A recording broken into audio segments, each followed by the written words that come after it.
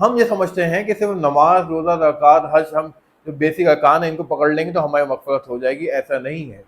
ہم نے تو حتی الامکان یہ کوشش کرنی ہے کہ ہم سے ہر شخص جو ہے وہ راضی ہو، اور ہماری جو رضا ہے وہ رب کی رضا حاصل کرنا ہو. حال ہی کے اندر اسرا کے اندر بھی واقعہ ہوتا ہے جہاں پہ 3 معصوم بچوں کو ان کی جو ماں ہے وہ بے دردی سے قتل کر دیتی ہے اور ان کا گلا کاٹ دیتی ہے. وجہ کیا ہوتی ہے؟ وہ صرف اور صرف اپنے جو عاشق تھا اس سے نکاح کرنا چاہتی تھی. ماں کا اتنا بلند درجہ ہے اور اس نے ذرا برابر نہیں سوچا اور اپنے بچوں کی، جو کہتے ہیں کہ جو سب سے چھوٹا بچہ تھا وہ 1.5 سال کا تھا، اس کا جو ہے گلا کاٹ ڈالتی ہے. اس طرح کی برائیاں جو ہے اس وقت معاشرے میں کتنی پھیل چکی ہیں یہ آپ اور ہم بہت اچھے طریقے سے جانتے ہیں. اب یہ جو گناہ ہیں ہم ان سے بچنے کی کوشش ہی نہیں کرتے، اور بالکل بھی ہم نظر انداز کرتے رہتے ہیں ہر چیز کو، اور نہ کوشش کرتے ہیں کہ کسی طریقے سے ہم رائے راست پہ آ جائیں.